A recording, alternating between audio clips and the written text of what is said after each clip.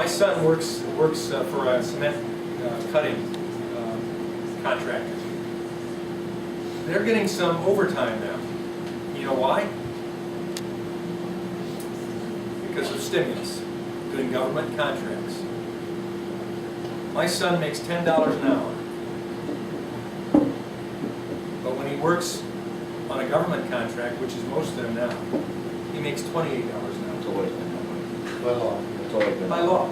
It's not always been that way, but it's been that way for a long time. But I bring that up to make a point.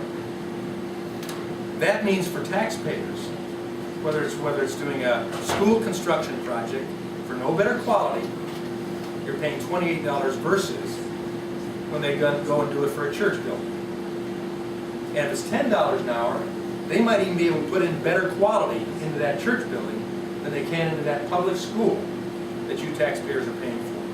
Now, is that ridiculous or what? That because it's prevailing wage requirement simply because we say it's going to be there. And the contractor isn't asking for that. He just wants more jobs. But the private economy is being flummoxed right now to the point that he doesn't have the private jobs. And so he's happy to at least get the government jobs at $28 an hour. Would it be better if he had $10 an hour jobs with more jobs than he could even bid on, and the rest of the contractors cutting concrete or whatever could have more opportunity as well? So I saw a hand over here. I have two things. Last night I received an email from the Patriot magazine or paper, and they said that a cap and trade had been passed secretly the night before. Well, you need to check your sources. So far I've not heard that, and I think I would have heard it from... I can send you the email, and so you'll have it by tonight. If that would have been the case, John Boehner, His name was mentioned. Mitch McConnell, Sean Hannity, let's see who was on Rush Limbaugh today. Mark Stein and Rush Limbaugh today would have been screaming to high heaven. And my good friend, Senator Inhofe from Oklahoma, who's probably the most outspoken opponent of cap and trade, would have been on Frank Beckman this morning, I'm sure, talking about it. They talked about it being in 13 states now, and there's 22 more states coming. And they put in there that it's 0.9% increase in energy costs. Fred Upton, who sits on the Energy and Commerce Committee, has pointed out that if cap and trade passes, Michigan's energy costs will go up by 50%, upwards of 50%.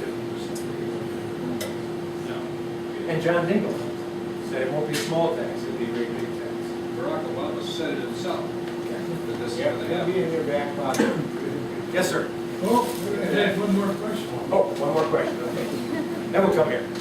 This is just philosophical, but I'd like to know for information. I'm concerned about some of these midnight deals that have been experienced in the past. That when we vote in November, we're going to end up with a lame duck session. And I'm concerned that they're going to work 24/7 to get everything passed before that. And what can we do in reaction to that other than sit on our hands?